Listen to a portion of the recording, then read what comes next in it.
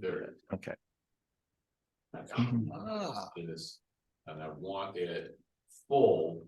I want to get this to be Under view, there's full well, view, and the few options. view is at the corner on the right. Well, that's for the PC. I want, the problem is because he's sharing his screen, I can't get the rest of it. I can stop sharing. Here, no, wait, here we go. I can put this one. Large. Full Yeah, screen. just swap it. There we Okay, are. so. Nick, why don't we still have Nick? Why walk through, so that's Mark there with the screen stuck to the side of his head, okay. And There's Nick. so let's walk through the rest of it. Introduction to the round, so Nick. My name is Nick Anticello. I live in Venice. I've been a member of the club since Harry camping. And I serve on the Ocean Front Walk Committee of the Venice Neighborhood Council. And I was just curious about being that, so I decided to come. Barbara? My name is Barbara Milliken. Can you hear me? I don't have a microphone on. You got one here. Yeah. Okay. Fix it. I'm a longtime West LA Democratic Club member. Oh, many elections, campaigning for Democrats, president, council, city council, senators, representatives, many years. Longtime Venice, gosh, 30+ year Venice resident, Zach and I. We are active in the Old Spanish Trail Association, one of America's historical national trails, and there's a lot of environmental development related to that, and also with the Nature Conservancy, and also with the Sierra Club on and off, and working on a lot of different projects with them. Glad to be here. Jack. Yeah, my name is Jack Pritchett. Some of you know me. I've been involved in the West LA Democrats ever since the 2004 election. And in 2008, I was on a committee like this that Mark chaired. I haven't been that active in the last 10 years or so with West LA Democrats, but I'm right on top of solar development in the desert and the federal plans for solar development. And one of my big goals is move solar to the cities. Don't do it out in the desert, do it in the cities where the users are. So that's one of my angles, and I'm fairly well informed on that. Okay. Let me move the camera here a little bit. Here, Kelly. No. No. Here. All right. Yeah, on this. So I'm trying to make this so this screen, here's what I'm looking for is this view, and I want to do speakers, so it's wherever the sound's coming from. Right. So wow, this is kind of overwashed. My name's Kelly Willis, and I'm the secretary for the West LA Democratic Club, and I'm a concerned citizen, specifically at the Environment and Clean Energy Committee. I've got two places. I've got solar on one roof, and I'm in the process of dealing with getting solar on the other one. I'm here mostly because somebody's got to write all this stuff down, and then write it up and put it out and get it on YouTube and all that other stuff, so it can be seen and recorded after the fact. So that's what I'm doing for service. Susan? I'm Susan Blanchard, and I'm the treasurer at the West LA Democratic Club, and I just am here because I'm interested in the topic. Louis? Hi, I'm Louis Watanabe, and I'm a member at large on the board, and I manage the Facebook pages. Let's see. Well, I actually ran for the Washington State Senate in 2014. I came in second out of 8, losing to Pramila Jayapal. So I actually was the first person to lose to Pramila Jayapal. But other than that, let's see, most of my work down here has been in immigration, and I'm actually hoping to carry over my experience with the immigration groups and interfaith groups. Mhm. Hi, everyone. I'm David, longtime environmentalist, member of the Sierra Club. Most recently, I've been working with other organizations like LA Forward and also Kathy's Citizen Climate Lobby chapter too. It's nice to meet all of you. Dave, what's your last name? Duncan. Okay, so now back to the agenda. If I can figure out how to get back there. Yes. Good. Let me kind of put this on you. Make everybody out there in I our can TV do land this. seasick. And let me zoom this out a little bit so there's a little more. Okay, oh, guess what, Kelly? Uh-oh. You're on. I'm on. Approve the minutes. Oh, geez. I don't. So Kelly has minutes and there Yeah. was a link to it. You At had one it, point. I didn't bring my computer or anything with it. All right, yeah. well, then in that case, we're not going to approve minutes. Okay. Well, Um, that's easy for me. Yeah. There Let's are minutes table that it. are posted. There's a link to the minutes from the invitation. We can, I can figure out where the invitation is stored on my computer. I can send that around in the chat. You want me to do it? I have it. Hmm? I have it. I can do it if you want. Okay, yeah, if you could put the link in the chat, that would be great. For the agenda? Yeah, No, no, for the minutes. for the from, minutes. Oh, I last- think. I'll get that too. Okay. And Andrew, guess what? You're on. Well, thank you so much. It's a pleasure to be with all of you. I guess I'll start just hearing the introductions of word of thanks to everybody. It's so nice to be in a room virtually or literally with folks that are so dedicated, and to have this committee, especially with this intent and focus, where we are right now, both in time and geographically, is really exciting for me and for my boss. Personal introduction again, I guess professionally, I know many of you because I've worked for members of the state legislature for many years. Prior to this, I worked for Assembly Member Al Succi, and before that, former Assembly Member Betsy Butler. So I've been working with this group in various capacities for well over a decade now, and nice to be back in the room for this reason. So that's my back. Hang on. Hang on a Go to second. the view, I have Go to lost the it. view. Yeah, I was just doing the upper view. right corner. I know, and I had it as speaker, and it's supposed to be him. I don't know. So Speak. where did he go? Oh, I wonder if it's off of the arrow key. Yeah, scroll the Oh. other way. Yeah, Here, well, there it it is. Okay, well, let me make sure that I've got you. It- Well, it's weird. It's based on sound, though. Yeah, well, that's what I'm thinking. His sounds. We should. Hello? Helpful. Yeah, go yeah, we ahead. hear you. We see There we you. go. What I'm trying to do, let me do this. I'd self you temp. Well, Well, Maybe we. I mean, I see him come up Yeah. on speaker view. Yeah, I can't, Andrew, I've got you up in a, one of the boxes up at the top rather than being the view that we're all seeing, so. we can I'm not hear taking, you, I won't we take it can see personally. you. It's fine. I'll be one little box.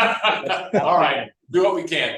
All Thank right, you. sorry. No, I appreciate also the opportunity to join you like this. I hope to be there in person, but I now have another obligation right after this. So There you go. I'm glad you're doing hybrid. Allows me to be There we part of go. the conversation. I've got it working again, okay. Awesome. So just because, so my boss is Councilwoman Katy Yaroslavsky. She represents the 5th Council District. She won an open seat because Paul Koretz was termed out of that seat.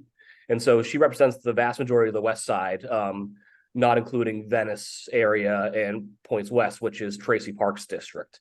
That said, I'll give you a quick bio of her, just so you have context for why I'm here and why this work is so important to her. Before she ran, she was Sheila Kuehl's environmental deputy, so working on county level policy. The big push from her was Measure W, which is water capture, and she's a huge proponent and working constantly on water infrastructure issues, which are not the sexiest day to day in terms of what people want to talk to you about when you go to a community event, but are obviously essential as we plan for our future as a city, county, state, etc. So that's kind of her background there. She was a general counsel for a climate change nonprofit prior to that. So she's kind of dedicated her life to climate work. And that's why we're so excited that she got appointed to be chair of the Energy and Environment Committee of the city of LA. So we're fortunate to be the driving force now behind the many, many necessary pushes that we have as a city towards greener infrastructure, greener everything. She's also on the Metro board as the mayor's appointee there, which is very exciting and another opportunity to push at a very large scale for necessary change. So those are the lenses that she brings. And so as you have questions, comments, feedback, those are the ways that we'd like to be a part of the dialogue with you and hear from you directly as to how it can be more effective and work harder. But know that at least by background and by training and also by practice, her heart is totally in this. And she was just at Climate Week actually in New York for the last few days, spending time learning from other cities, learning from other nationalities, learning what we can do in LA to do better in the face of this crisis. So Mark asked me to give a kind of a brief update on what we're working on currently, and I'll do just that. And then I'd love to have it be more open to your questions and comments so I can know where to direct both my responses, but also with the knowledge that we are very new in this seat, a hopeful long-term dialogue and also a guidance towards what you all see as important on the ground day to day that we can then integrate into our motions, policy making, et cetera. So I'll just jump into that if that's okay, Mark. Yeah. Excellent. Okay, great. So a few things that are top of mind. So obviously one of the things that we're thinking about is resilient centers for heat. Right now we do a lot of heating centers when folks are too cold, but obviously we're having a climate crisis now where we're needing more and more spaces for folks that don't have other places to go during extreme heat events.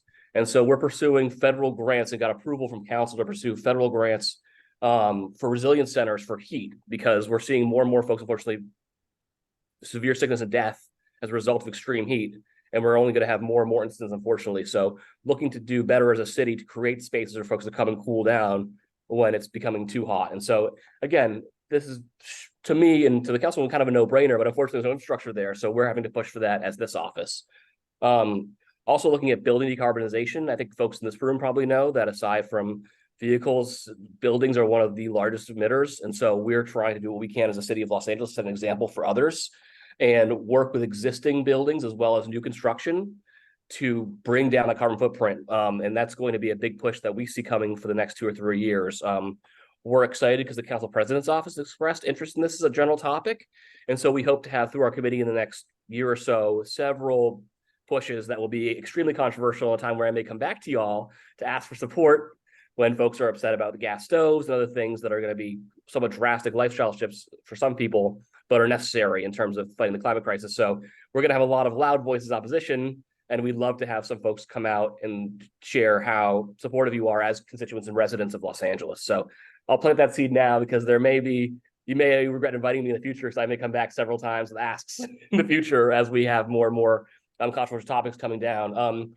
We're also, initial thoughts on the Metro. We came on at a time when Metro was trying to push electrification of buses down the road, saying we needed more time and kind of creating another 5-year buffer where we couldn't really consider it functionally. And again, not the sexiest thing in the world, but the thing that's going to actually make a difference is my boss came and made it very clear that we can't wait that long. So we kind of stopped a 5-year punt down the road for electrification of buses, which is going to be a crucial component as we move forward. And then we're looking also at stormwater capture through LUSD partnership. We have a lot of LUSD campuses that we think are great opportunities for greening and also stormwater capture opportunities. And in the past, the city and the school district have not worked in hand in partnership. And we're trying to address issues of both, park poor areas in our district, like Palms, that don't really have parks, but have school sites that are all blacktop now, and turning those into greener spaces, but also using that space to put in place kind of cutting edge projects that will allow for stormwater capture simultaneously. We saw how much rain we've had recently, and we're just missing opportunities left and right to do stormwater capture. So little things like being intentional at partnerships and reaching out to our school board members that are overlapping has already borne fruit in terms of now there's a desire from both sides to push forward on these issues. Let's see what else we're working on. Oh, Scattergood. As folks know, we came right into office when Scattergood came before the body. And so as Energy and Environment Chair, we're going to be the front row in terms of doing our very best to to ensure that this happens right. And we're going to need a lot of community push feedback from you all. We're still waiting on a report back from DEP. So as soon as we have a timeline on that, which we don't unfortunately yet have a timeline, I will be reaching back out to Mark and the rest of you all to come to our public hearings and share your thoughts, because I'm sure we'll be in alignment and there's going to be a lot of folks that may not share the same point of view. So once we get there, I think informed voices who have been working on this issue, I'm sure as many of you have for years, will be valued, appreciated, and a lot of these meetings are kind of one-sided, unfortunately, because the folks that choose to come out have financial motivation of some sort or another. So we always value those folks that are in it for the right reasons, for lack of a better way to say it, coming out and sharing your perspective, especially if you are constituents or LA residents. That's such an important point of view to share. And I'll kind of leave it there. I guess we have a lot of stuff to do in the future. We're just getting started as E&E chair. So we're also going to meetings like this, asking folks for items that you think might be of value moving forward. The largest and the smallest, we is a municipality, right? The city of Los Angeles, I'm using the state, the city of Los Angeles does everything from the very ground level all the way up to being a pilot for other cities to follow. So we're really excited to get started in this work, and we're hoping to do it in partnership with folks like you. So I've talked too much already, so I'll open it up to questions, feedback, comments, whatever it is, Mark, you and the folks there think makes the most sense. And then I will, of course, take notes and then feed them back to our team. I'll also say at a front level, our team is very, very heavily climate focused by background as well. Our chief of staff was the county sustainability officer for Los Angeles County, came out of retirement to be Katy's chief of staff. And she also worked for him at the Climate Action Reserve when she was general counsel there. So they have a long-term relationship working together. And his entire life's been dedicated to fighting the climate crisis. And then our deputy chief of staff worked for him at the sustainability office. So I am far from the most expert person when it comes to these issues. Kristen, our deputy chief, is still in New York for Climate Week. Otherwise, I would have brought her with me, but maybe future meeting. Just to say that everyone in our office is dedicated to this, but we have folks that are much more knowledgeable than me as well. So I may take questions down and then give you back answers later if it's maybe a more nuanced question, because we do have folks that have dedicated their entire life to this. And though I care deeply, I haven't done the day-to-day groundwork of thinking about the pipelines, thinking about the wattage, thinking about conveyance and that sort of thing that they have. So I would be more than happy to take your super technical questions and pass them along as well. So again, I'll leave it there, and I'm more than happy to take questions, and thank you again for this opportunity. I'm so excited to be a part of the beginning of this committee. I'm gonna kick off because you mentioned something called scattergood. Does everybody know what scattergood is? Yes. No. Why don't you say a few words, Andrew, if you don't mind? Keep it No, short. not at all. And you can jump in too, Mark, because I know you've done this longer than I have. So scattergood is a hydrogen plant that is currently operating in the city of Los Angeles. We're in dire need of what's known as in-basin production of electricity. And right now, this facility is being thought of for a transition to green hydrogen. And there are proposals there are various proposals about how to go about doing that transition. And that's going to be an ongoing conversation. And Mark, I don't know if I don't want to be too political about it. Maybe you can share a little bit more pointedly than I can. Well, I'll just say that the whole scattergood proposal is as backup power. That's what LADWP is pitching it as. They want to run scattergood when we're short of power, or in an emergency and our power lines are cut, and so we can't import power from outside the city. So scattergood is the first of, I think, 5 power plants that LADWP has in the city, and they're piloting green hydrogen as their fuel of choice for backup power. Green hydrogen isn't ready yet. I mean, they don't have green hydrogen in a pipeline to send to scattergood. Scattergood doesn't have a turbine that can actually burn green hydrogen. So there's lots of issues that need to be resolved before this project can move forward. And once it does move forward, it's very much of an experiment. Scattergood is located right around El Segundo. So for those of us who live in that area, it's a big deal. If it's gonna run on hydrogen, hydrogen blows up. I mean, that's the first thing we learned, right? Was hydrogen blows up. So, I don't know if that's really going to be an issue, but it's scary. Yeah. Whether it's an issue or not, it's scary. So there's going to be, if there isn't yet, lots of public interest in this whole proposal when it finally gets to the point of spending money. They haven't done that yet. They've committed that they can spend money, but they haven't done it yet. Is that enough? That's good. And I will say that thanks to questions from my boss, DOP has gone on the record indicating just what Mark said in terms of both the availability and untested nature of green hydrogen, as well as the use in that facility.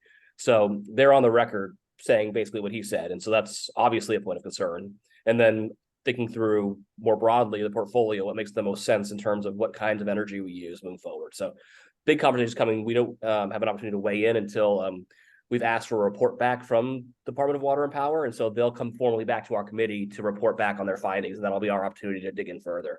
And so that's what I was mentioning earlier. Sorry, a lot of shorthand there, Mark, apologies. Yes, that's the opportunity then for public input as well, is when they come back before committee to share their formal findings, then we'll have more opportunities to dig in deeper. And that's forthcoming, but we don't expect it anytime super soon. Unfortunately, that's the timeline in the city.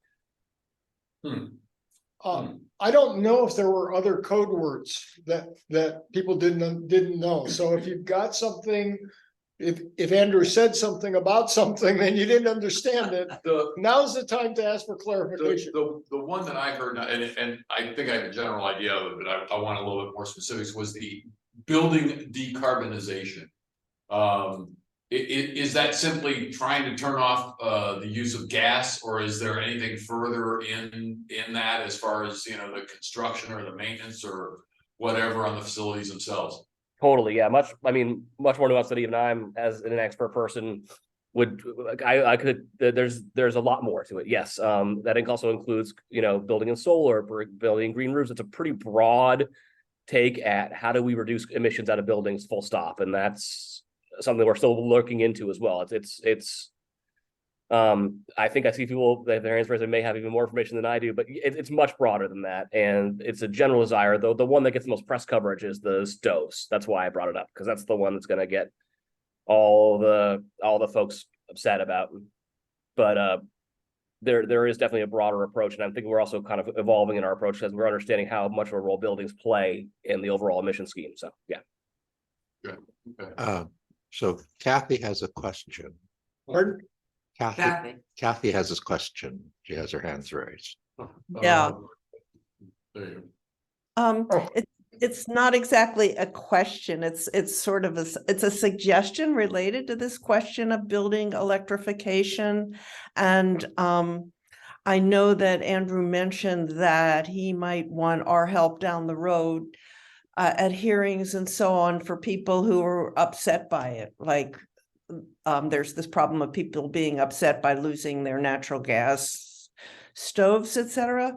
And I know one of the things that we're interested in at Citizens Climate Lobby, and I think this group is too, which is why I'm here at the meeting, is implementation of the IRA.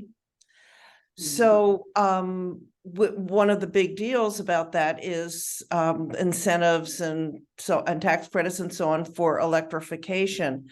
And what I'm wondering is that if there isn't some groundwork to be laid with people ahead of time before any hearings to get people to start to understand and even utilize the incentives, like for getting it's very easy for anyone to get a hob, induction plate for their house, for example, and kind of fan the flames, no pun intended whatsoever, of people's understanding and support for electrification. So I'm thinking of, I don't know if this is appropriate, but if there are events that Katy Yaroslavsky, that your office is having, where it would be appropriate to have a table to explain the incentives that exist, and to get people familiar with this idea, so it's not so scary to think about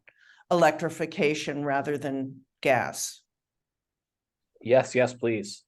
Yes, the more help we have, that's why we're here. That's why I'm here. The more help we have from folks talking to neighbors, the easier the job becomes when it becomes a very public issue. So that's great. Yes, full stop. We appreciate that very much. And we've worked close with CCL as well, and excited to see, honestly, CCL starting to focus more on local issues.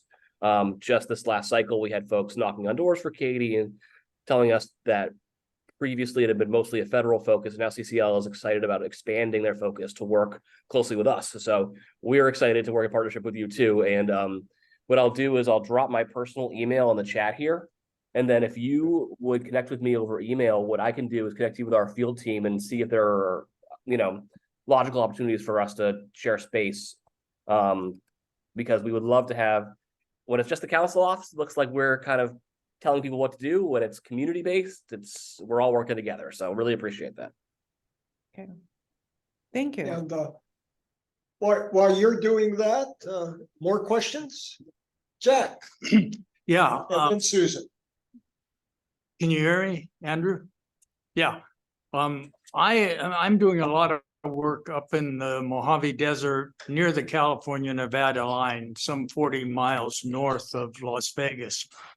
And the federal government is pushing from the Department of Interior to approve solar power plants up there. The area I'm concerned with, there are 7 and they are 42 square miles of adjacent ones, all to be fenced off. And I see lots of problems there. And my push is, why don't we put solar in the cities?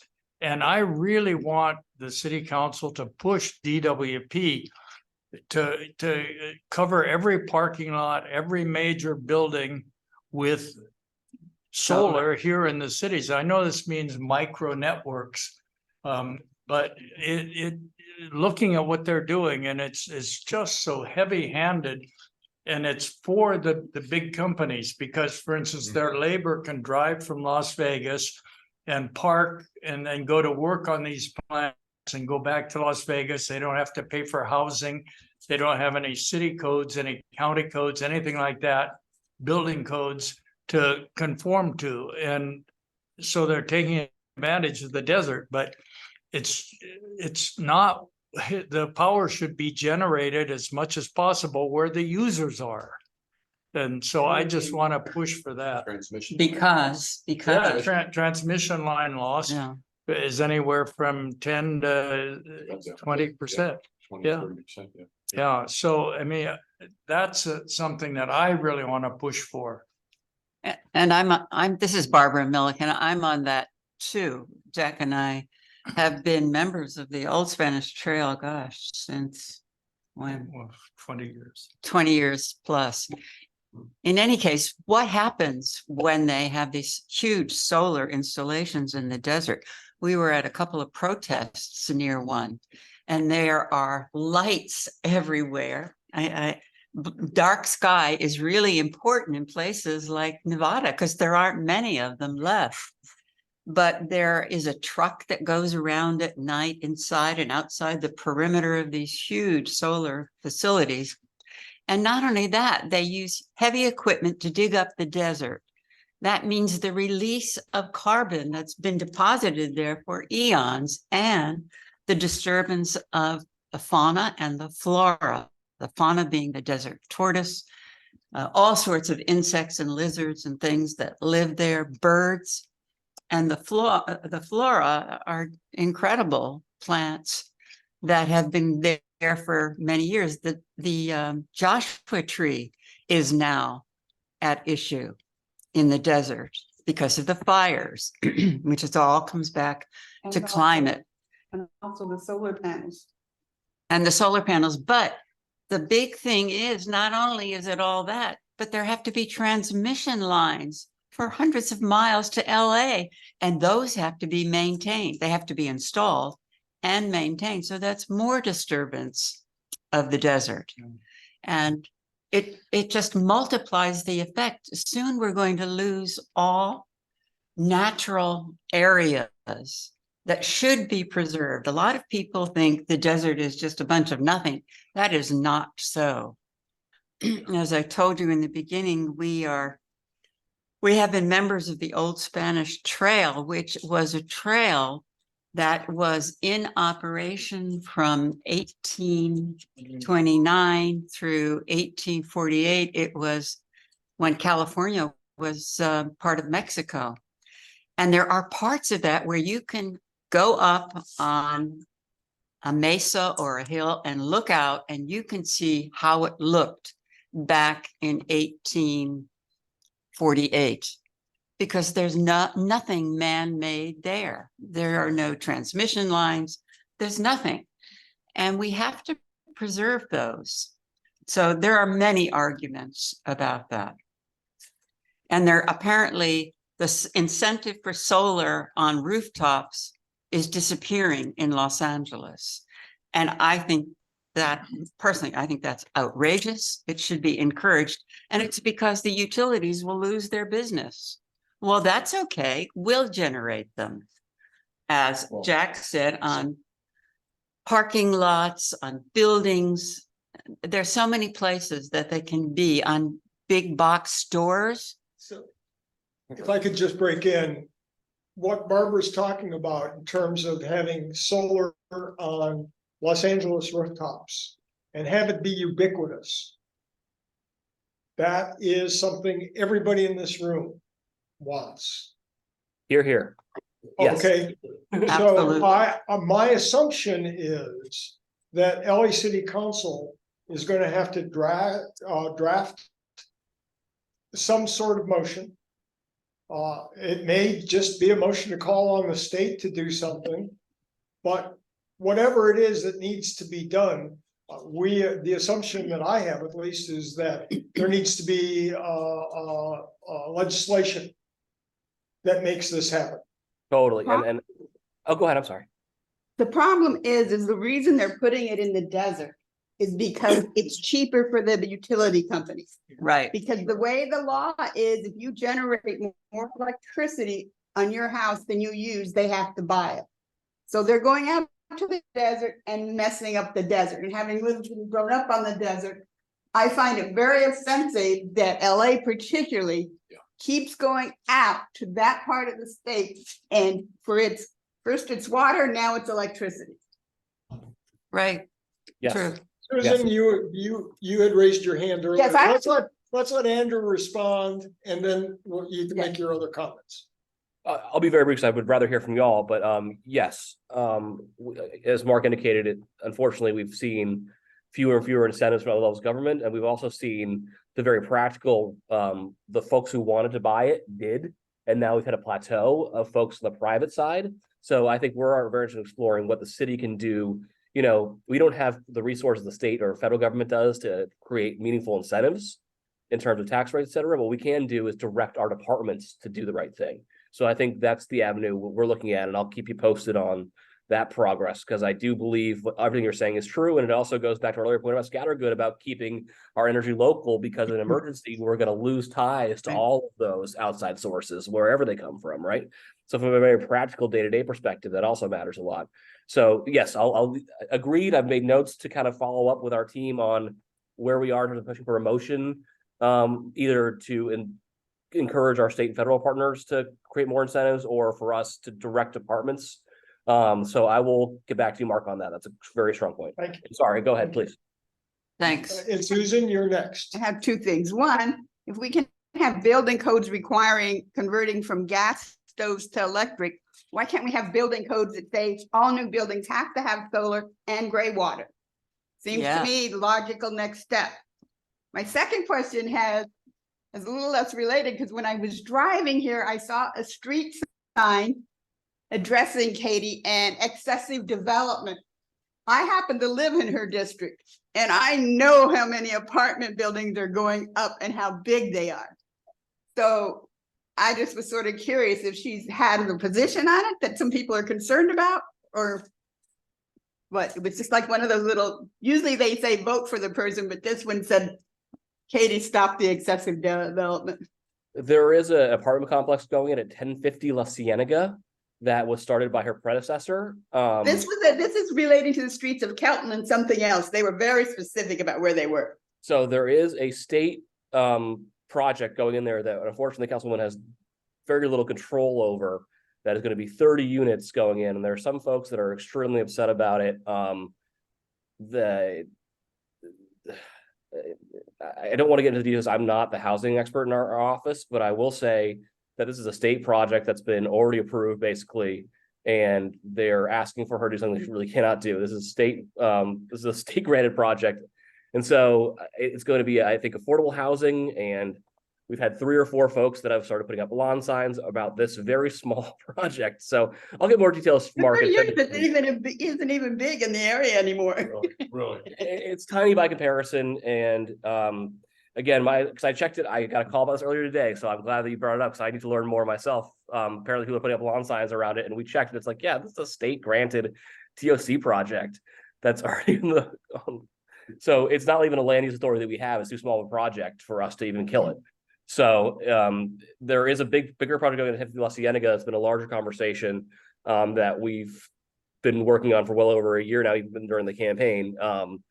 But this Kelton project, I'll find out more for you because I did hear about that earlier today, and I'll figure out exactly what's going on. And It was just sort of weird. Forgive it over being recorded, so I'll be I need to learn more before. We only have about 10 minutes left in this segment, so and make your questions brief. And Andrew, maybe you're going to be getting back to us later. And the nice thing is Mark knows how to reach me, so yes. Nick, let's start with you and then go to David. And then I have 3 observations regarding the environment. What's happening with the ocean at Venice, at the Santa Monica Bay? I mean, the last storm, what came up on the beaches was intolerable. Secondly, there's talk about this ripping out the 90 freeway and putting in housing there, and that may be a great opportunity for a true green community. And however, what happens with that? And then finally, is there a citywide strategy on canopies and tree canopies? And are we mandating developers who develop properties, at least multiple housing, that they be required to have trees on those properties? Solar. I mean, tree canopy, there's a plan, and unfortunately, it's a lot of the work in the city council I'm learning is done district by district. So each project negotiates with the council district for community benefits. And those council members who really care about tree canopy, like my boss does, will make sure that's a built-in essential component. I can't speak for other offices in terms of, but there is more generally best practices, but unfortunately there's no comprehensive, here's a plan that goes across the city district by district. There is, I think, district by district action that happens. So it's I know I can speak for my boss only. We do that. My boss is very dedicated to tree camping at any opportunity, and we have a ton of heat islands. We have issues with shade throughout our district, and so it's a high priority. And also being thoughtful about what kind of plants we put in there. We've been putting in non-natives for far too long, and thinking about also those trees that have impact on our sidewalks, frankly, and ensuring that we're being thoughtful about what that looks like long term as well, because I personally tripped and fallen on an LA sidewalk, so ensuring that we're being thoughtful from that perspective as well. You had 2 other points. So you said there's a community on the 90 that you were interested in? Yeah, there's a proposal out there to tear out the 90 freeway and to make it a housing proposal. I'm not personally familiar. I have my email in the chat. If you would send me anything you have on that, I'd be very interested in looking at that. I thought gas was behind it. Yeah. Let's go on to David. Sure.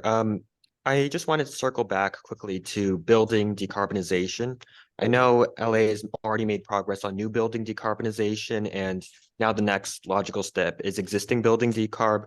What's the status of that, and what are the challenges you see in getting that implemented? Yeah, so the status is conversations right now because it is going to be inherently controversial. Once you take something away from somebody, it's very different than a new construction project. So we're at early stages, but the nice thing is the composition of this council. We have a lot of new members. We have a new council president. And it seems like there's will now to have those really tough conversations. So there's nothing formal yet, but it's top of mind for my boss, and we've been going around other members, and it seems like there's some desire now to take the steps we need to there. So I don't have anything concrete today, but do know it was one of the first things we were talking about day one coming to the office, figuring out strategies towards existing buildings, because that's going to be need to be done very thoughtfully, as you can imagine, in terms of ensuring that we're doing it in a way that allows us to have the will to keep doing great work like that, you know? I know it's not a satisfying answer, but know that I brought it up in my notes because when I asked our staff, our deputy chief and our chief what they were working on, that's the first thing they said. So it's exciting internally, but there's nothing really formal to share quite yet. But I trust, again, I will keep this group posted so we have opportunities, and you'll see it in the news because this is going to be one that's essential, but it's going to be a push. Absolutely. Kelly hasn't, Okay, I want to two things, but start with following on from what David was just you talking got about. 4 minutes. I'll be real fast. We have a massive gas stove. My wife literally had the kitchen built around it, but we now have a second place that has a range that is an induction range. The nice thing about an induction range is it only generates the heat while the pan is sitting on it. And so if we're looking at trying to encourage, I'd say encourage induction so you don't have excessive heat going out into the atmosphere and overuse of electricity.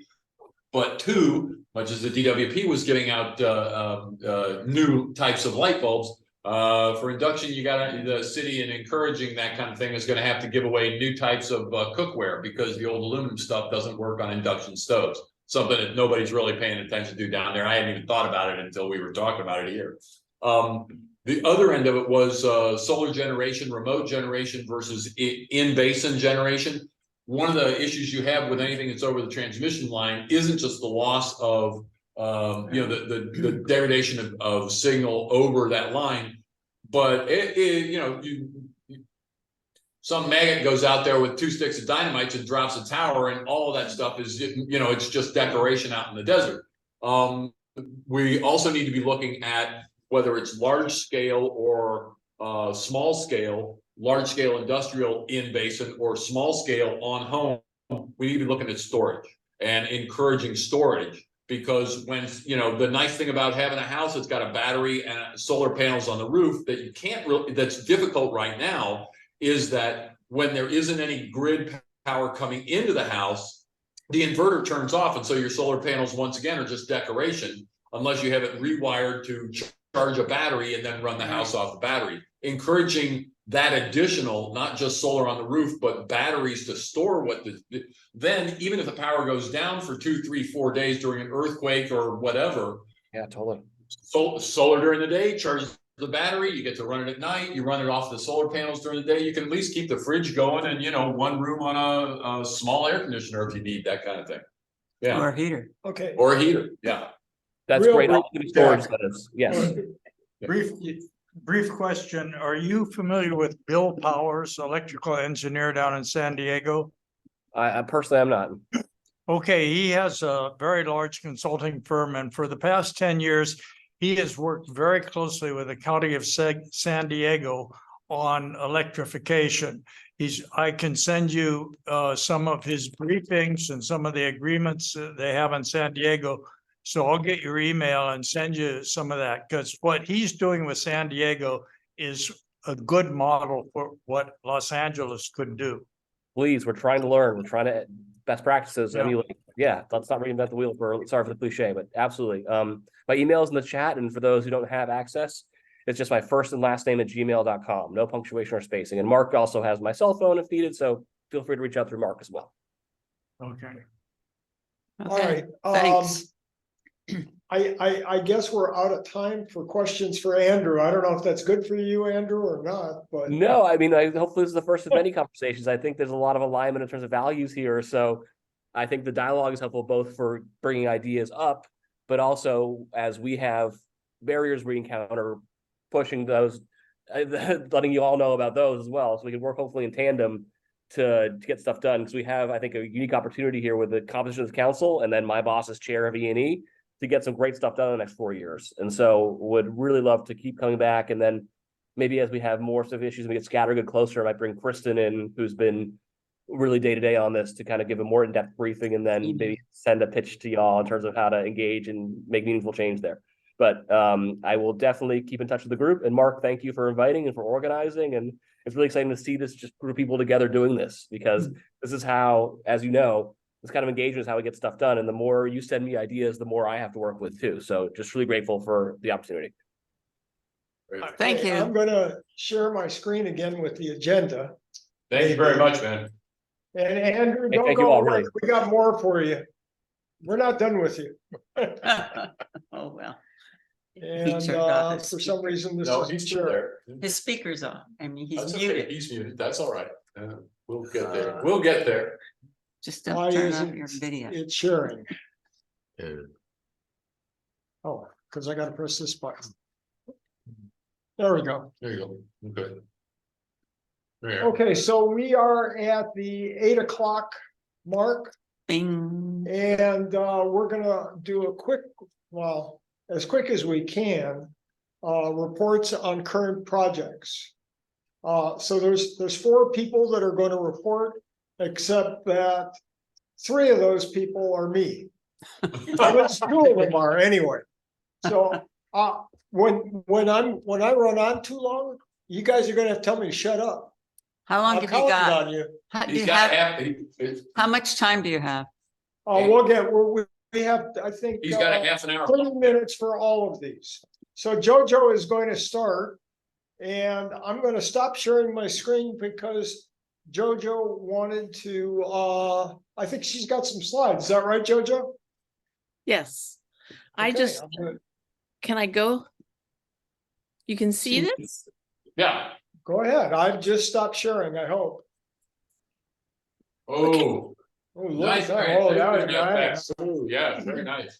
Okay, I wanted to talk about my project status. First of all, who I the don't want hell to are say me. What? who the hell are you?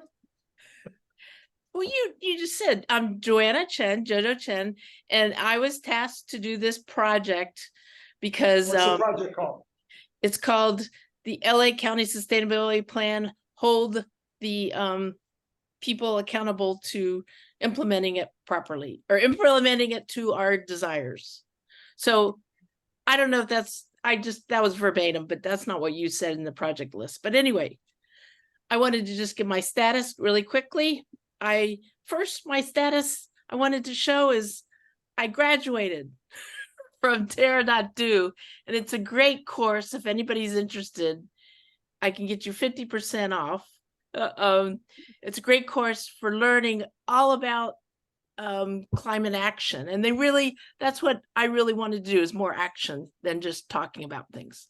But anyway, I took this course. If anybody wants to find out about it, let me know. Or you can search for Terra.do. Okay, then my status. I met, maybe I should go with this backup first, because not a lot of people know. The LA County has a sustainability plan that is very comprehensive. 1 out of 33 Americans live in the LA County, and that this plan was adopted on 2019. And they have 12 different goals with a total of 159 actions. And they put out yearly reports as how they're doing. So I met with Raj Dahilian of the Sustainability Office. His office was designed by the Public Works with staff from various organizations. And he's, this is from the Board of Supervisors. So my key takeaways from this meeting, he's mainly focused on unincorporated LA County. If it falls in the city, then, like, for instance, Culver City, we don't have a public health department. Then some of the things that are related to public health, they would be on the hook for, or they would try to match. So his takeaway is really for us to build relationships with state representatives and our local staff. And he kept talking about money. It's because he's a policy guy. He's the policy advisor. He really wanted to talk about getting funding. And if I asked him what we could do, and he said, if we got to know the local staff and the representatives and told them what we really like about the sustainability plan and that we'd like money, that would help them a lot. And then he mainly, the unincorporated LA County focuses on SCE, which is different than what Andrew talked about, right? So they have the Clean Power Alliance, which is using clean energy from the local and regional solar, wind. And 1/3 of cities are within this Clean Power Alliance. Culver City is one, and they want more. And then he also talked about this new new LA Tech incubator, LACY, which is providing a new approach to transportation. And they've got a pilot program to try to get the vehicles at the ports to be electric. So that's just a pilot program. But he mentioned his biggest impact is pretty much aligned with what Andrew said for the LA City, decarbonizing buildings, the heat action plan, and the goods movement. And they really want to get money more so. And the decarbonizing buildings, I wanted to mention that he said there's a hiccup because Berkeley tried to instill a mandate on gas only for new buildings, but the district court overruled it. So everybody's kind of figuring out what they want to do with that. And I don't understand. I wanted to ask Andrew that question later, but that's what he was telling me. Raj was telling me that they can't quite decarbonize. They can't put the mandate for decarbonizing new buildings because of this Berkeley overrule. Okay, so my next steps. I want to update my scorecard, and I have a scorecard here that I can show you. I don't know if you can see this, but what I've done is I've taken all 152 actions. And for instance, here's an action. Let me get one that is really nice that I'm really into is the fossil fuel one. So, you know, here they have so many different actions like, okay, here, promote walkability through various tools and zoning that enables a mix of use of pedestrians. And they, you know, this is really for equitable use. And they have all these, what they did on the 2023 status and what they're saying for 2022, what they've done so far. And I'm starting to do this, but I need help. So if you look at my next steps, I would love to get some group members and identify 5 SMART goals that we can focus on. And those target areas can be one of these, or many of 5 of these if we need to, but we'd like to talk about it and use my scorecard to help drill down exactly what we'd like to see happen. And then I would like to find out what Lucy's doing with their roadmap. They have a roadmap to get the energy, to just get the comprehensive LA County for energy transportation and clean energy for transportation. And then this is really what I wanted to do, but it's not really part of the LA sustainability project, but I really want to push the California Public Utilities Commission to do the right thing for me, Southern California Edison, and utilizing virtual power plants, which are the storages on people's houses, and being able to utilize, you know, not just this big thick grid, but you know, we have distributed grid and I want to really understand the bureaucracy. So if anybody's interested, please call or email me if they're interested in being part of this group, but this is what I'm working on. Okay, that's it. So before anybody asks their questions, you got your contact information in the blog, right? In the It's chat. right there at the bottom in yellow. Okay, but that's gonna go off the screen. Oh, So Well, I write can it put it, down. Write it Yeah, down put it if in you the want to chat. work with Joanna on this project. Please email her at that address. That's Okay, right. And. we're not supposed to. Can that, all I was gonna say was, can that report that you were just walking us through that PDF or whatever you were doing, can you post a link for that or a Google link or whatever? So we can include that in this. Okay. I can, in fact, it's on our Google. Yes, I will do that Okay. right now. Okay, Thank you. Thank you. Sure. Okay. thank you. So I don't know if we have questions for JoJo. Unfortunately, we don't have a lot of time, but at the same time, if you've got a question, shout it out now. Susan. How does the supervisors work with the cities? Do you have any sense of how that goes? Because like my sister lives in an unincorporated part of the county, so her codes are different than say yours in Culver City. right. Well, he told me the jurisdiction of the city overrules them. They're mainly unincorporated LA. They can enforce LA incorporated, LA County unincorporated. So it's almost like the you can go above and beyond and do more stringent You can do more on the county side and to get closer to whatever the adjacent city is. yeah, I believe the city is the jurisdiction and they don't want to Well, be. yours would be Culver City would have its jurisdiction, and I don't know whether its codes are the same as LA cities.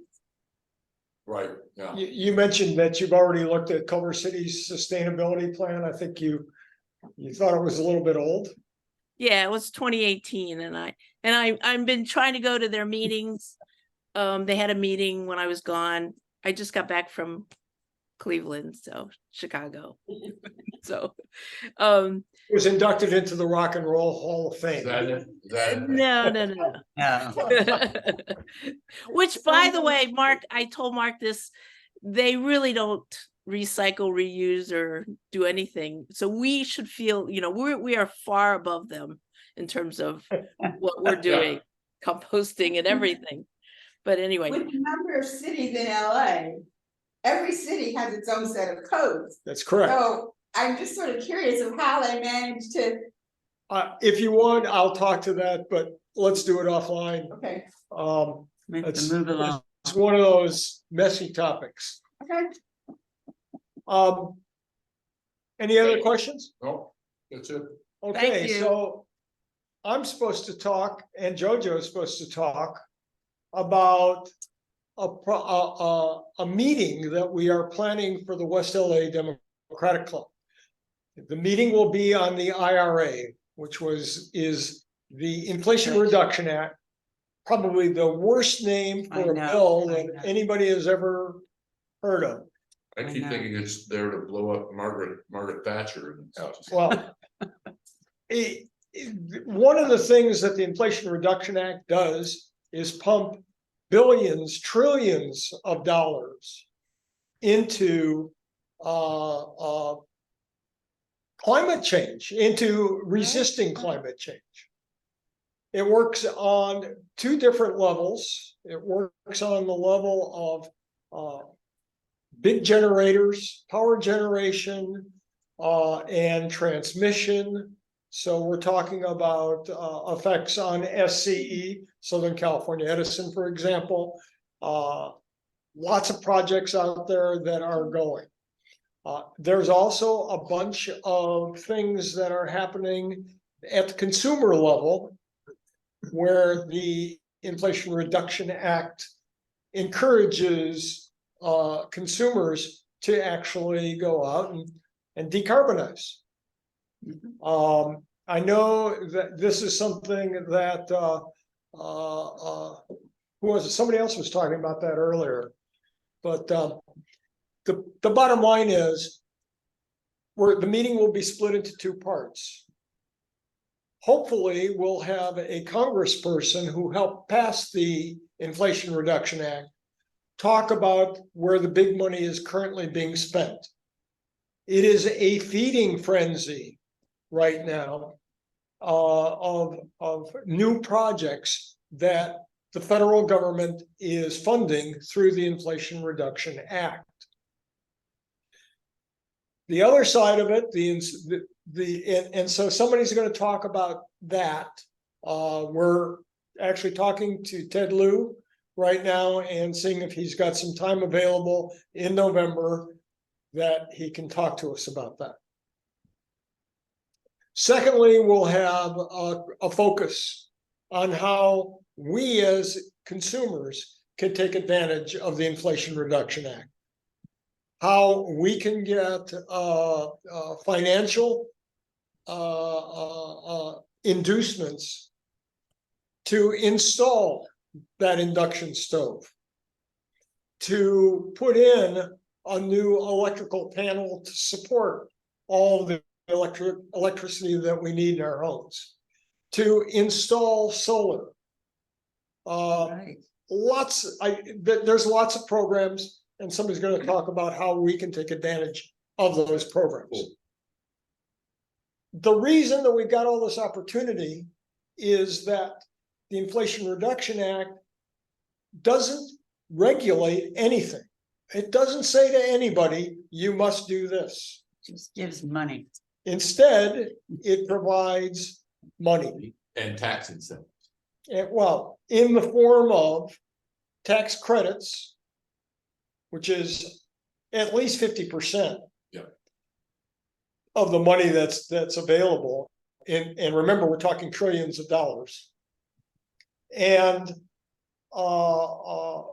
direct rebates to consumers and grants to companies. So that's what the meeting is going to be in November. That's what we're working on. We are going to need people to help us run the meeting.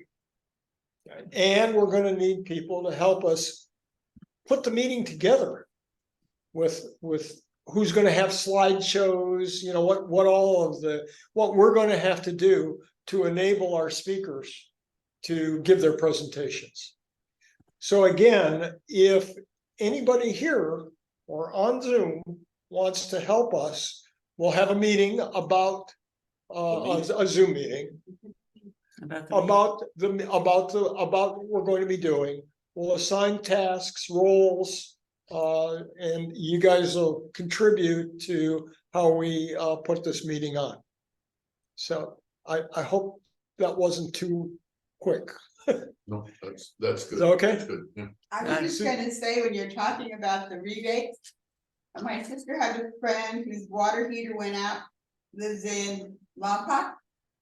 $7,500 rebate to do the power pack or whatever they call it instead of a water The heater. tankless. No, No, tankless, not- no, heat pump. Heat Oh, pump. a heat pump. $7,500 from Santa Barbara County Water. Right?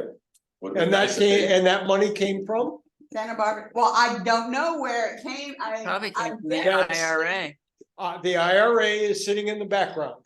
They may be, and there may also be federal tax credits afterwards, because I told him to make sure he kept all of his receipts. In fact, he only found out about the rebate because I told him to check. Good, Okay, good for you. so that is one of the things that we'll be going into at the meeting. Okay, Hmm.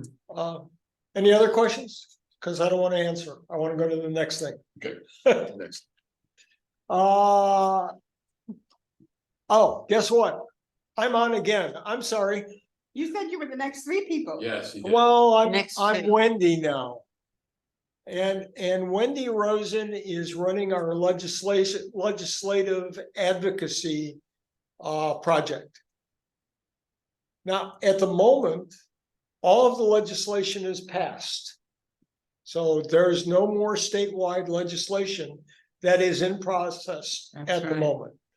We can't go say, can you change your vote? What's passed is passed. It's now sitting on the governor's desk. Right. Newsom has until October 14th to either sign the legislation, veto the legislation, or not sign it, and it'll pass, it will become law anyway. So he doesn't have to sign it for it to become law. Oh, the pocket veto works the other way. There's no such thing as a pocket. It's the opposite pocket veto. Cool, pocket cool. All of that, everything that is passed will go into effect on January 2nd. Unless you. Now, so right now, our job is advocating with the governor for the legislation that's sitting on his desk. Okay. If you look in your copy of the agenda and click on the link for LA Times, you're going to see their story about all the legislation that's passed that they consider to be significant. It's not everything. But we're in terms of climate, LA Times has a pretty good summary. I encourage you, look at that. Click through the links so you know a little bit about the bill other than their overview. Yeah. And create a letter and send it to Governor Newsom. His information is here on the agenda on how to get in touch with him, how to contact him. You can call him. Now, he won't answer the phone. I promise you that. Aw. But somebody will take your message. In the most effective way, believe it or not, in this day and age, to reach the governor or any legislator for that matter, is ye old fax machine. Oh, dear. So fax them. And they will get that in front of whoever needs to see it. But that's your job right now, is to lobby the governor for the legislation that you are interested in. But if you don't want some of the legislation. Then lobby them to veto it. I'm not telling you what you want to do yet. Okay, yet. Just talking about the window that we've got, which is about, But the Month. bills are out there for you to look at. Okay, you've got two links. One is to the LA Times set of information. One is to the Sierra Club's priorities. Take a look at both of those and compare them. But that's what's going on now. Next is our next job as a committee is going to be suggesting legislation to our representatives for them to carry in the next session. So they will be submitting bills that have to be into their various house, the assembly or the Senate, by January 20th. They're going to be putting those bills together in November and December. We need in October to be contacting them and saying, these are priorities and you need to think about legislation on these subjects. When Andrew was speaking, I mean, there's so many of those bills that, or so many of the things that Andrew was talking about that we can't do here because we don't have the money. So you talk about building electrification, that needs to be subsidized. It's not going to happen unless it's subsidized. We're talking billions of dollars, obviously, in a infrastructure like LA to do that sort of thing. It's not going to happen unless we provide subsidies. We need to be taught, and that's just an example. I mean, and that's the only reason I brought up. There's 100 examples. We'll want your ideas, what you think needs legislation from the state. At the same time, I know that Andrew is interested in hearing about legislation that should be going through the city. Jojo can take our ideas and funnel them to the LA County. So at all different levels of, and by the way, we left out the federal government, and that's Ted Lieu, and various other representatives. I'm sorry, Ted's my guy. So think about what you've been hearing tonight. Think about the legislation that is on the governor's desk and what it doesn't do, what you think needs to be done. And send your ideas to me and I'll get them to Wendy. If you want to join Wendy in helping to contact our representatives, there's going to be lots of work for you to do. And in the same way that we want you all to please send us an email if you want to be involved in this committee, in this project work. Please send your name in to Wendy and let her know that you'd like to work on these things. Okay. And I'll have to dig up her email address and put it in the chat. Okay. And I'm sorry to be so brief. I mean, the number of bills that are sitting on his I know, desk, they're on the huge. governor's desk, we're talking about probably 15 or 20 right now, all relating to climate and the environment. We obviously don't have time to go into each and every one, but that's the task. And I'm done. Lewis is on. Lewis is going to talk about Project 10. Well, first of all, I do want to welcome everybody to my parish. My family has been a part of St. Monica since 1969, and my mother was actually born in Santa Monica. So, you know, one of the reasons why this seemed like such a great location for meeting was because we do have a green team, and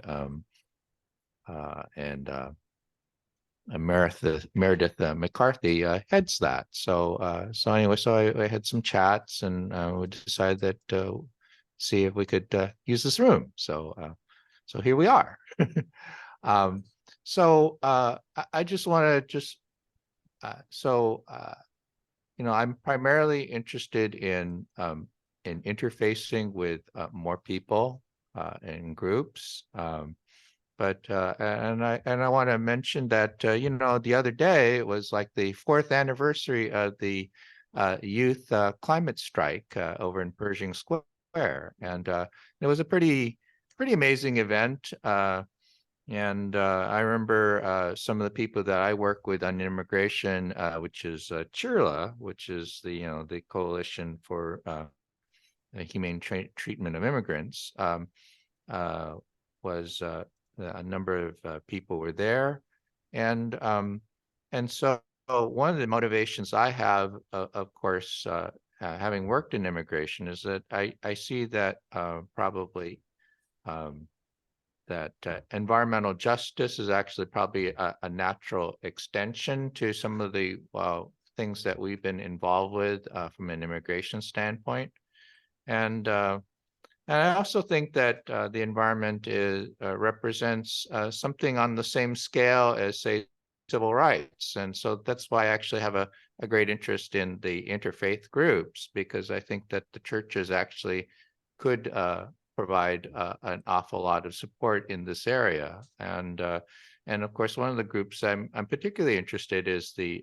Clergy and Laity United for Economic Justice. And you know, and of course, a lot of these interfaith groups they have the same players. But I particularly like CLU because they have youth organizers that they've been training, and so I see that they're really better positioned for the future.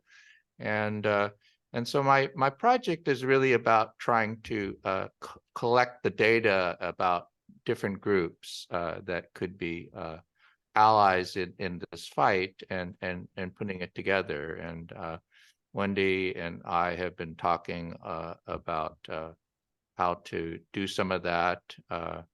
I know here at St. Monica's, they host a CLUE meeting on, I think it's the second Tuesdays at 10 a.m. So so I talked to Mary Jo Dalton about that. So I guess I'm planning on attending the meeting here. So that's really why I wanted to say is that right now I'm trying to settle on the an appropriate form that could allow us to have a uniform approach to collecting this data for a directory. And then at that point, I'll need probably a lot of help. So that's I guess that's really in a nutshell what this is all about. Mm-hmm. Any questions? Do you need help with your work? I hate to say this, but I just looked up and I'm hearing him, and we're all hearing him, and I don't know if anybody else out there was hearing him. Yeah. You could, okay, Yeah, because the okay. mic was, okay, so it's the mic on your laptop, not that mic, okay, That's right, it's on. yeah, Mhm.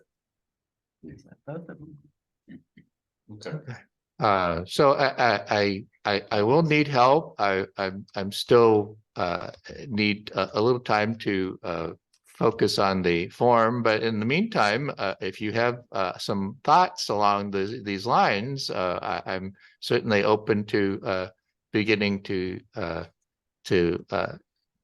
begin to collect the process of collection. You know, who should we talk to? Who's the person to contact? You know, what kinds of things have they been involved in that are probably related to what we're trying to do? So, and you know, you might actually find a really interesting issue that might get us all really active. So, you know, we've had problems with sewage on our beaches. And I'd like to say that when I was with the, I was sitting in on a meeting with the League of Women Voters in San Diego, and it's their Immigration and Deportation Committee. And they had Congressman Scott Peters talking about sewage that's ending up on Imperial Beach. Well, it turns out it's the Tijuana River. And what's happening is that the US and Mexico have a joint agreement about how to solve some of these problems. And the problem is that the US isn't keeping up its end of the bargain, is that it's our sewage treatment that's failing. And how is that relating to your committee? And what I'm saying is that maybe if we looked a little deeper into some of the problems that we have here, maybe we have the same problem. Okay, so what I mentioned it mostly because it was kind of intriguing that here was another committee in another geography, and it was actually talking about what seemed like the same kind of problems we have. And of course, I have been in the Northwest, and we talk about similar kinds of things from like with the problems of sewage that's going into the Puget Sound. So I think this is actually a really big problem that really probably needs to be solved at a much greater scale. And at least if we can find a model project, maybe we can help lead to those solutions. Thank you. Mm-hmm. So what's I hope is obvious at this point is we need volunteers to join the project. So I'll just say it one more time. Figure out a project that you'd like to work on and send a note, and we'll get you working on that project. Yeah. I want to just take a couple of minutes to talk about membership. So everybody who is attending this meeting is a member of the committee.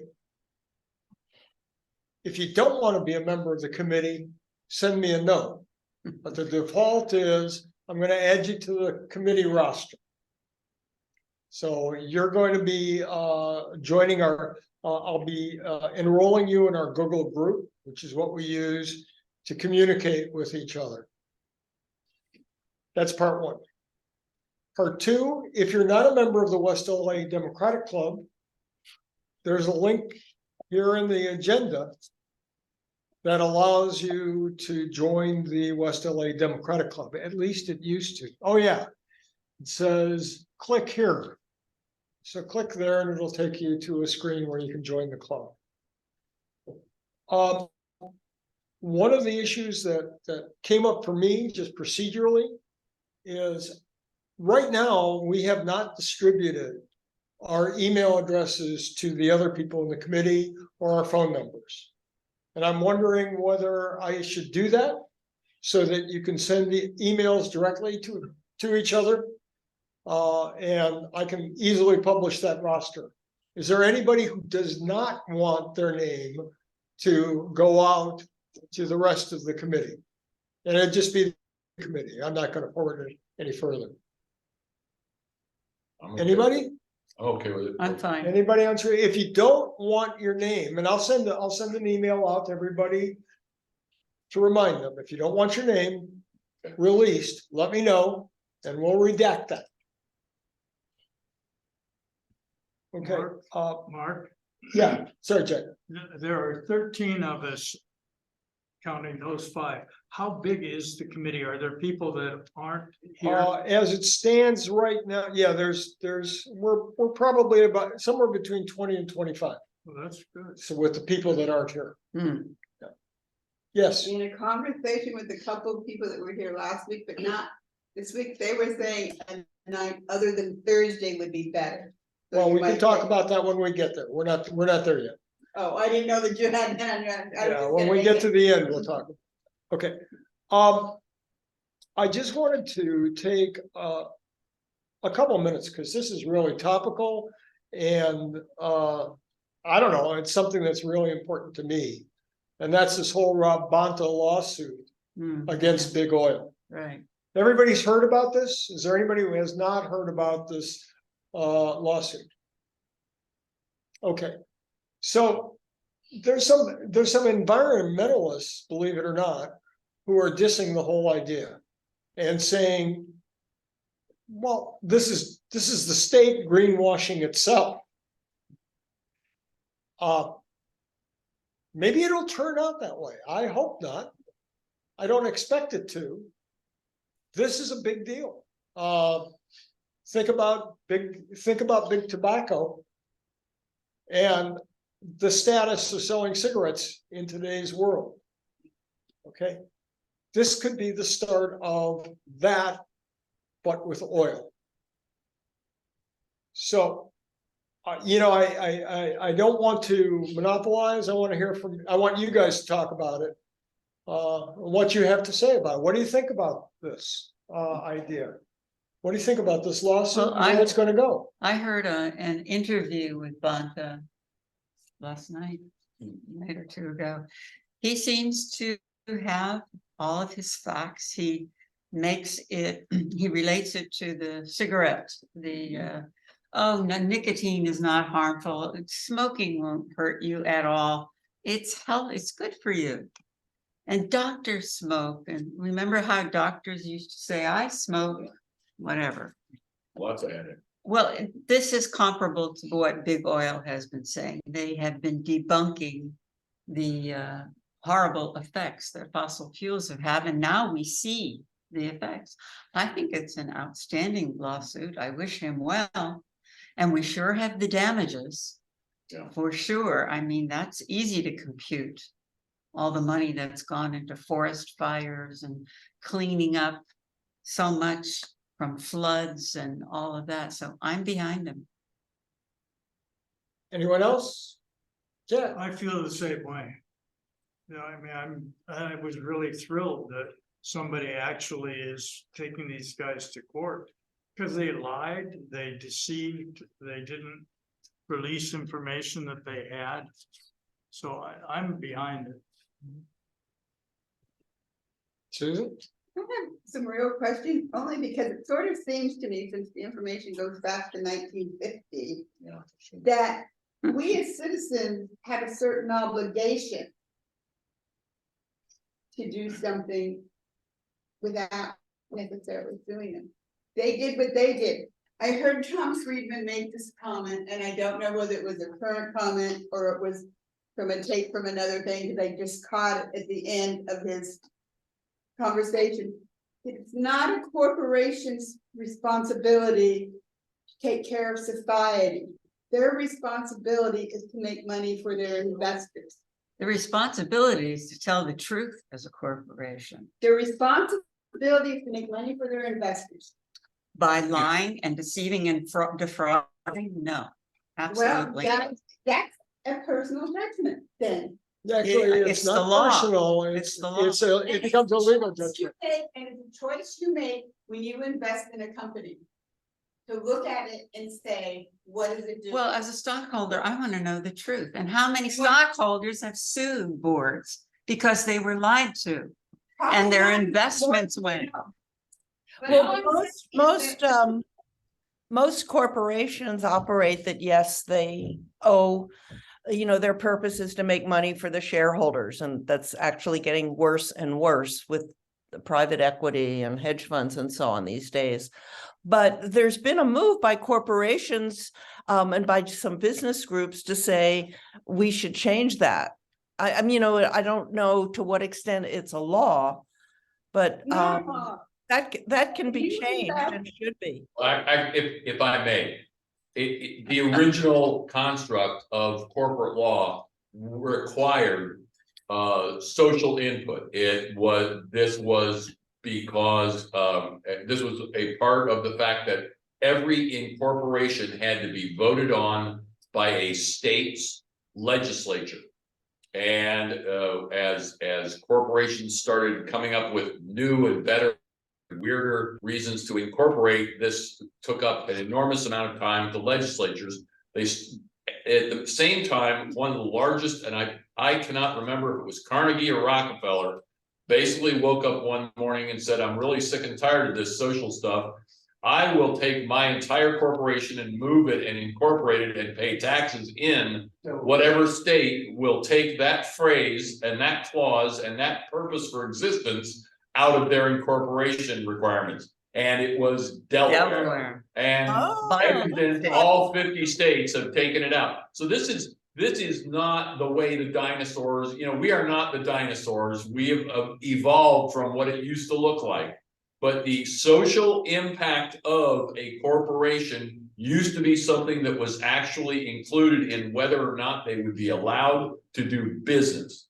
And they made damn sure, starting with the richest man in the country, who had more lawyers than in one state's employees, in order to make sure that he never had to pay any attention to anybody ever again. And that is how the corporations all ended up being able to say we only have to pay attention to making money.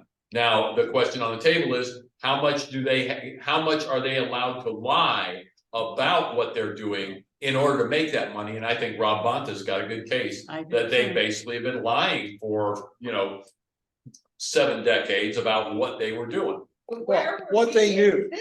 But where We were bamboozled. Well, wait a minute. Let's see, Susan, go ahead and make your point. Those points were public knowledge. If we were really concerned, we could have gone and found those reports and read them ourselves and said, hold it, stop, no. I think that will be a point that will come up in this lawsuit. The defense. Believe me, if that was public knowledge, then it will come up, but I don't think. Stafford University. Excuse me. Sure. My understanding was that they actually concealed the reports that they had saying that climate change was going to happen from everybody else. Those were just like the tobacco companies Yeah. concealed the fact that they knew business secrets. that tobacco was harmful to their health. They list them under business secrets and Louis? basically kept them away. Well, we have maybe Joanna and Kathy on. Oh, okay, go ahead. Sorry. Interrupt. We forgot about it. No. Yeah. Who's going? Well, you start with Jojo. So, Bonta's not the first one. There's a Missy Sims who's suing the oil companies for Puerto Rico.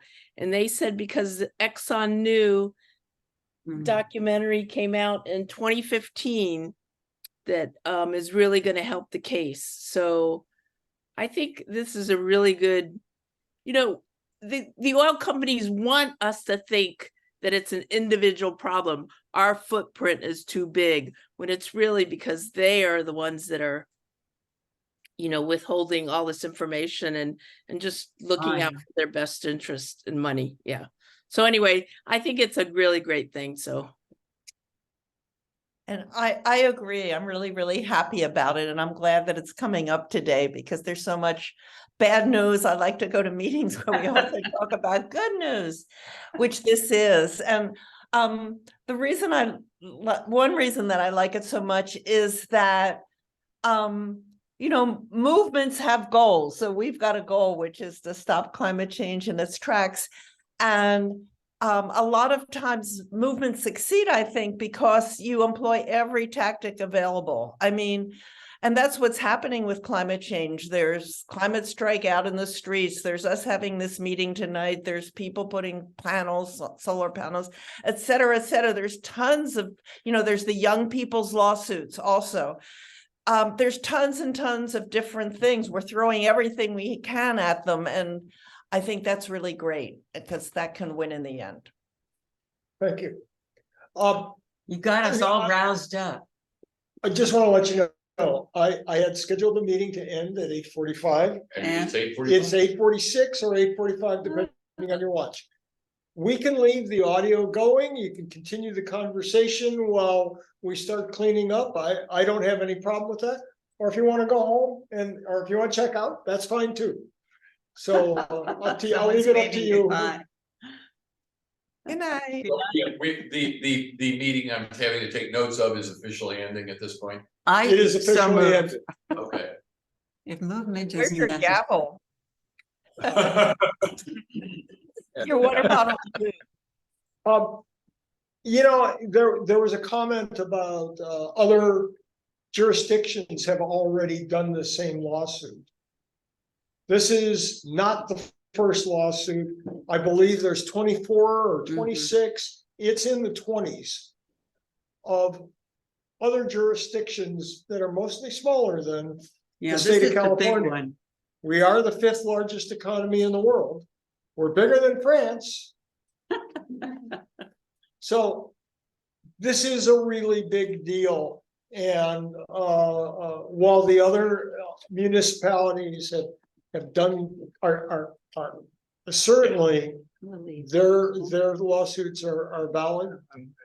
This is going to make a really big difference. And the other thing I wanted to say is my guy, Ted Lieu, started this in 2015.